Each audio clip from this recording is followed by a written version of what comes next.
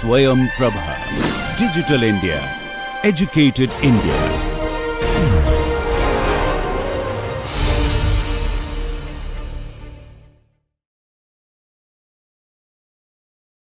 Hello everyone, I am Dr. G.C. Purnima, Professor and Head, Department of Anatomy, Mysore Medical College and Research Institute, Mysore. Today I am going to talk about the histology of vas deferens and prostate.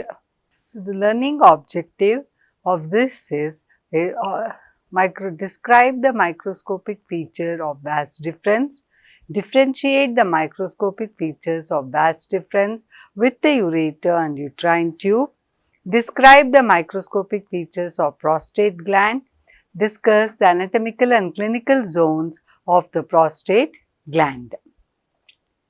Vas deferens is a paired structure. It is a thick muscular tubular structure. It helps in the transportation of the spermatozoa from the epididymis to the ejaculatory duct. It is 45 centimeters long. The terminal part of it is sacculated, which we call it as ampulla. The external course, it is present, ascends upwards behind the testis, medial to the epididymis. This is the epididymis. So, it is medial to the epididymis. It ascends upwards behind the testis. So, here is the testis. So, this is how it ascends upwards. It enters the spermatic cord, the pass to the inguinal canal into the abdominal cavity. So, in the pelvis, it runs downwards and backwards, crosses the ureter medially, makes an angular bend and enters the base behind the base of the bladder as an enlarged sacculated form. On reaching the base of the prostate, joins with the duct of the seminal vesicle to form the ejaculatory duct. So, this is the course of the vas deferens. So, when we come to the microscopic structure of the vas, since it is a tubular structure, this is a transverse section of the vas deferens. The wall of the vas deferens or ductus deferens consists of three layers: the mucous membrane, the muscular layer, the connective tissue. The mucous membrane shows longitudinal folds. The lumen is sometimes irregular or stellate shaped, lined with a simple columnar to pseudostratified epithelium. The epithelium is similar to that of the epididymis, but here it is a bit, the principal cells are a bit shorter. Then the muscle coat is a very distinct feature of the vas deferens. It is a very thick layer made up of three layers of smooth muscles: the inner circular layer, the outer longitudinal layer.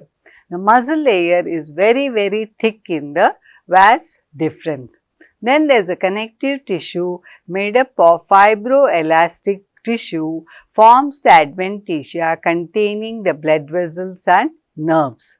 In the external part, the extra-abdominal part of the vas deferens, the cells are ciliated. The slight change in the epithelium, it becomes ciliated. It is supported by the lamina propria with many elastic fibers.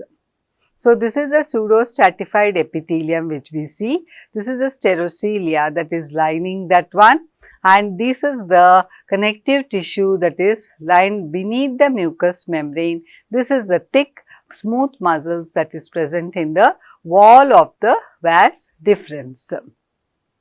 So, usually this is the circular structure. Histologically, whenever we show the slides to the student, we always compare this with the other slides which are of similar in nature. It looks similar, but they are structurally different. So, we always compare it with the other slide, that is the ureter.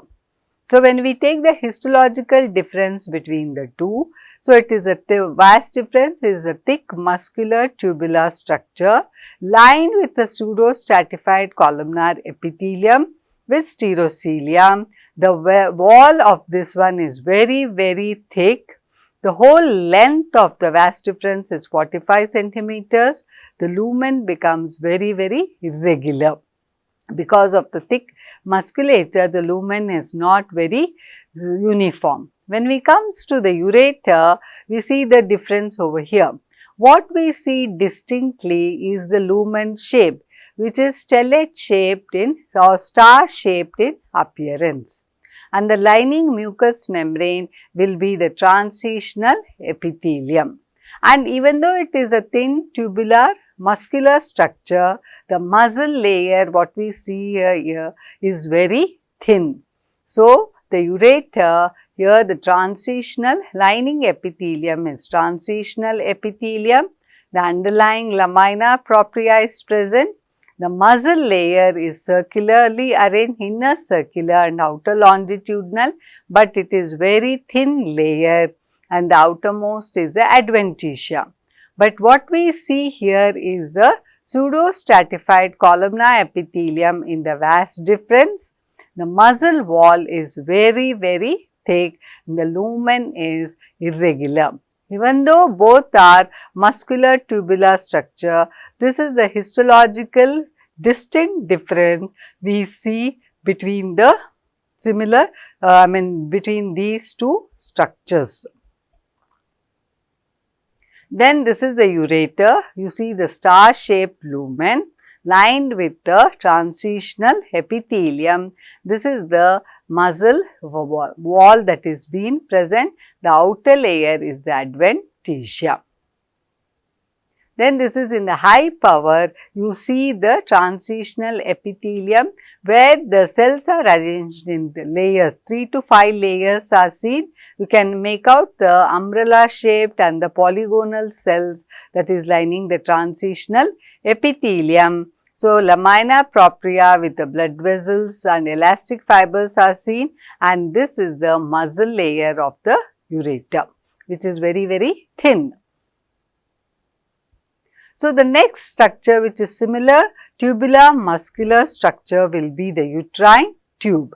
So, when we see the uterine tube microscopically, what we see is the lumen. It is a circular structure again because transverse section of it is being taken. The centrally placed is the lumen, and then we see the branching pattern of the mucosal folds. So, with high branching, primary and secondary branching of this mucosal folds is being taking place, and it is thrown into the lumen.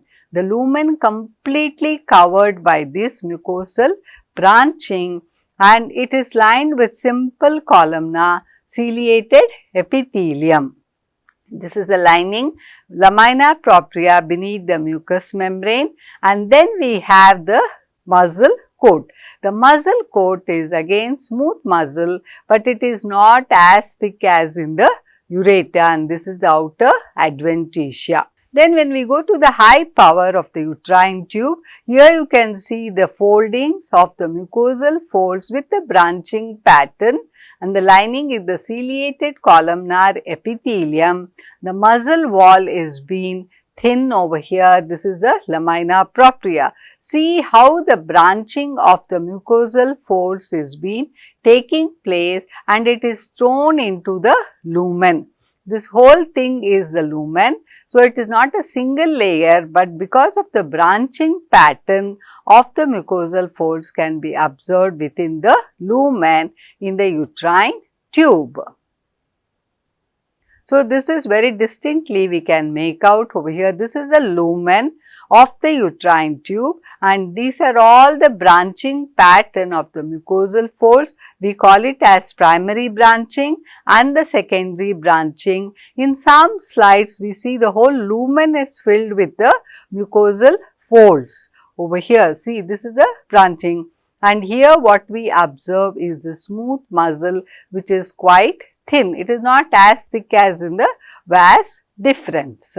So, now the difference between the vas deferens and the uterine tube. So, you see the thick muscle wall. This is a lumen. the lumen. So, here it is a pseudo-stratified columnar epithelium, but where here it is a simple ciliated columnar epithelium, and then it is the lining epithelium is cilia. It is about 45 centimeters long, it is about 10 to 12 centimeters. The branching pattern so distinctly made out over here, which is not observed in the vas deferens. And next is observe the muscle wall. So thick in the vas deferens, whereas the muscle wall is not so very thick in the uterine tube. So this usually a comparison is always made between the tubular structures, because when a cut section is taken, a transverse section is taken, and then the histological slides are shown, almost in the first this thing for the students, it becomes very difficult to see the slides. Then he will start seeing it, he has to make the difference between all the three slides. So this is the coming to the the three slides when put together, this is how we can make out distinctly. This is the vas deferens. The lining is the pseudo-stratified epithelium you see over here with the irregular lumen. The thick muscle wall is made out. Then you have the uterine tube or the fallopian tube slide with the mucosal branching which is thrown into the lumen, lined with the simple ciliated columnar epithelium, thin muscle wall. Whereas so here sometimes the lumen itself is filled with these folds, it becomes very obscure, it cannot be seen at all. Then we have the ureter, where you have a stellate, a star-shaped lumen, very distinct feature with the lining epithelium is transitional epithelium. This is a thin lamina propria. The muscle wall is very, very thin. Why there is a distinction in the muscle wall in these three structures? Because functionally each one is doing different work. The ureter, it helps just in the transference of the urine that is formed in the kidney into the urinary bladder. So, it does not need much of muscle tissue. Here it becomes just a little bit of contraction, mainly supportive in function. Whereas in the uterine tube is slightly thicker because it needs the contraction of the muscle along with the ciliated epithelium to push the ovum or the fertilized zygote towards the uterine cavity. That is a function. So, the contraction is little bit needed over here to push it along with the ciliated epithelium. And finally, in the vas deferens, we need a very, very thick musculature, because the main function of the vas deferens is to transference of the spermatozoa to the ejaculatory duct. So, it leads lot of contraction of to push forward the spermatozoa, and also in the vas deferens, the process of spermiogenesis is taking place where the non-motile becomes motile sperms. So, this is the difference between the three identically looking slide, but structurally and functionally there is a distinct feature between all the three slides. So, a male patient who is 65 years old comes to a surgical OPD with a complaint of frequent desire to pass urine, and while attempting to pass urine, there is incomplete evacuation and dribbling. So, this is the problem that is frequently faced by the patient. There is incomplete evacuation. Whenever he strains it, only little urine is passed and the rest is retained. So, on examination and on investigation, it was diagnosed to be the case of the benign hypertrophy of the prostate. So, because of this one, it becomes imperative to study the anatomical basis for the symptoms and to know what is the normal histology of the prostate gland. So, this is a sagittal view of the section of the pelvic organs that is taken. This is the urinary bladder, this is the prostate, the seminal vesicle with the duct that is opening, common duct into the urethra. This is the prostatic urethra, the membranous urethra, and this is the spongy urethra that is present. Here we are seeing is the prostate gland. It is an inverted pyramidal shaped structure, the size of a walnut. It extends from the base of the neck of the bladder to surrounding to the upper part of the urethra. The whole length of the prostate gland is 3 centimeters. The width is about 2 to 3 centimeters. It weighs about 8 to 10 grams. On per rectal examination in a normal individual, when it is done, it is firm in consistency. Firm in consistency. So, when we talk about the histological features of the prostate gland, it is a fibromuscular glandular tissue. It is made up of 30 to 50 compound tubular alveolar glands embedded in the fibromuscular stroma. So, this is in the low power, which I am showing now, is the follicles that is present, which is a glandular component that is being seen.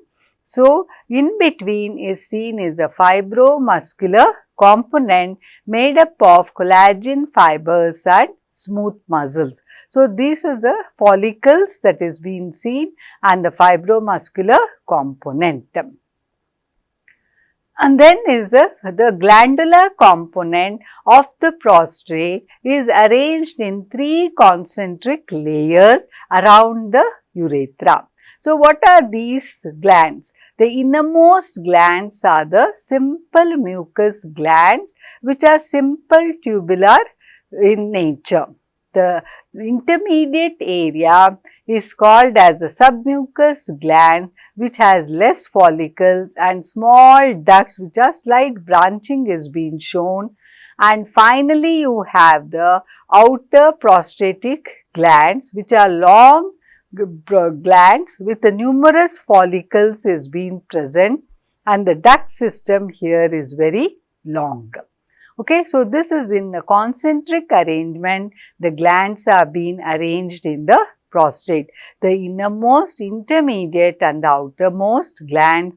The outermost gland has long branched glands with the numerous follicles and longer branch ducts. So, the glandular tissue is seen in the form of numerous follicles lined by the simple to pseudostratified epithelium. It is thrown into numerous folds. There is what you call it as an infolding is observed in these epithelium into the follicles. These foldings, initially it is just a simple columnar lined follicles, but after puberty it becomes pseudo-stratified and infolding has been developed. Again in old age, these infoldings will disappear. The small rounded masses can be seen in within the lumen called as a corpora amylacea, which is more so in the elderly individuals, which is nothing but a condensed glycoprotein with keratin sulfate, which is often calcified. So, the next is the age changes that we see is the glandular part is poorly developed at birth, but it undergoes considerable branching and proliferation after puberty, just like the fibromuscular component, and it starts degenerating in the old age. So, the overall, the whole prostate gland, 1/4 is fibrous component, 1/4 is muscular component, the remaining half is the glandular component. So, how fibrous and muscular contributes to 1/4 of the whole prostatic gland, whereas most of it is formed by the glandular component. So, here we see the fibromuscular component is very conspicuous. It divides the gland into septations, and this forms the glandular lobes are being formed over here. This fibromuscular component contains smooth muscles and collagen fibers, and this one will continue with the capsule which surrounds the prostate. So, what we are seeing in the high power are the follicles, slight infolding is being seen, and there are number of follicles that is seen over here. This is the fibromuscular component, and this forms a septa surrounding the glandular tissue, and it continues with the capsule of the prostate. The next is the function of the prostate. The prostate will produce the secretion which adds up to the bulk of the semen. It is white in color, which is rich in acid phosphatase, amylase and citric acid. It also produces the prostaglandins. The seminal vesicles also produces the semen. So, the prostate gland will add whatever secretion it produces, adds to the bulk of the semen. Then the prostate is divided in the anatomical classification. A clinical classification is also called as a surgical zones. There are 4 zones that is being present around the prostate. So, there the transition zone, this is the urethra you are seeing. This is the transition zone which surrounds the urethra, which is very proximal to the urethra, and it is made up of only 5% of the glandular tissue, whereas the remaining part is the fibromuscular tissue. This part is called as a median lobe in surgical practice. The central part is about 20% of the glandular tissue. It is around behind the ejaculatory duct it is being present. The remaining part is the fibromuscular compound in the central zone.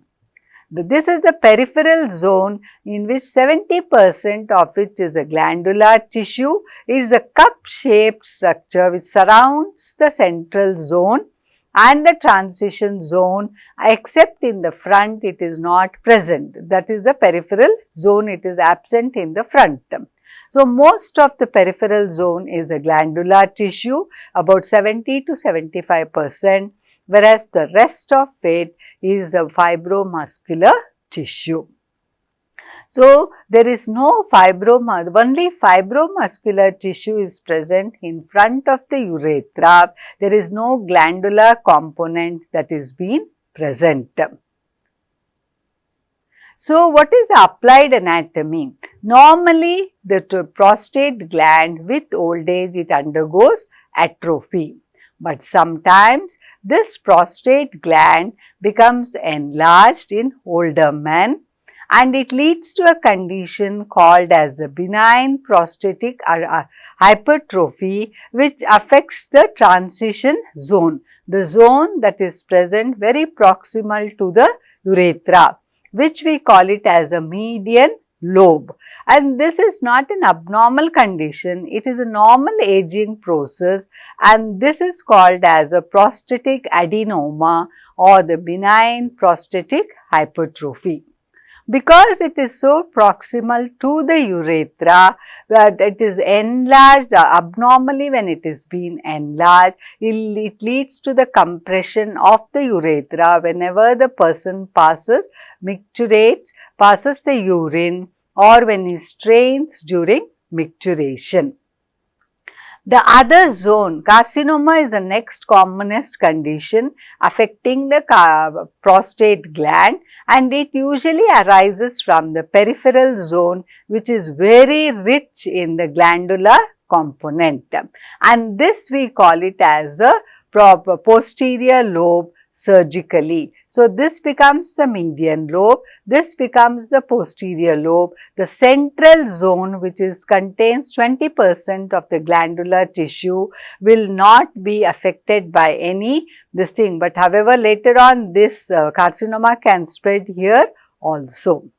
So, this is always the carcinoma. Why the prognosis is bad is because it's always diagnosed late, because the peripheral zone is affected, which is so far away from the urethra. The patient will invariably not suffer from any compression of the urethra. So, when it's already spread to this region, it will be in the later stages. Sometimes it can be detected as a small mass during the BPH procedure. When the prostate is removed, they have sent for histological examination. It can be detected. The carcinoma can be detected early, which may be an accidental finding. The central zone is rarely as such is not involved, but however the carcinoma can spread over here. So, these are the anatomical and clinical zone, the transition zone and the front of the urethra, which is rich in fibromuscular component, and then this is the central zone, which is 20% of the glandular tissue, the peripheral zone, which is more prone, rich in glandular tissue, about 75%, more prone for the carcinomatous changes is seen in the peripheral zone. So, when we come back to our clinical case where the patient presented with the frequent desire to pass urine, and while attempting to pass there was dribbling and incomplete evacuation. So, it was diagnosed as a benign hypertrophy of the prostate. Why this event has occurred? There is a dribbling of the urine and incomplete evacuation because as soon as a person strains to pass urine, because of the enlarged prostate gland will compress the urethra. So, there is incomplete evacuation, and sometimes because the bladder is full, there will be some amount of dribbling of the urine that is taking place. And so, this posterior lobe is more prone for the prostatic carcinoma where the glandular component is involved. So, in the summary of all these things, this is in the low power. What you see is a number of prostatic follicles which is lined with the simple columnar to pseudostratified epithelium, and here are the fibromuscular component that is thrown into septas, dividing the glandular component into lobes, and this continues with the capsule of the prostate.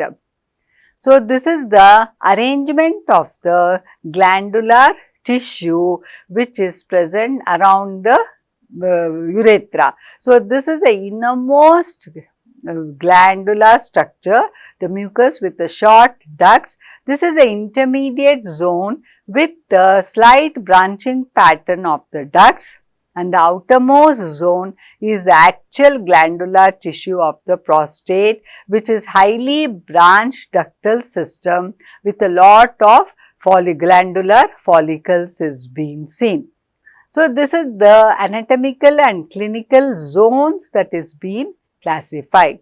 So, this is the urethra. So, this is the transition zone which is rich in fibromuscular component. This is the middle zone or the central zone, and this is the peripheral zone. So, this is the histological in the high power. Here you see the infoldings of the prostatic follicles, the lining epithelium. So, after puberty, this has become into pseudostratified epithelium. It is thrown into fold, and the follicle size has also increased, and also there is an increase in the fibromuscular component. So, here this is the septa that is being seen, and with the old age the size decreases, the size of the follicles decrease, the size of the pseudoepithelium also is, the infoldings will disappear and it becomes simple columnar. So, this is the fibromuscular septa, which is one of the important features. It depends on where the section of the prostate is being taken for the histological exam. If it is rich in follicular component, then it is from the peripheral zone. If it is in the transition zone, then you see more of the fibromuscular component. So, this is the about the prostatic gland, the normal histological feature, and it's important in the clinical practice, especially as a benign hypertrophy or prostatic hypertrophy is a common clinical problem encountered in elderly man in the surgical OPDs. Thank you.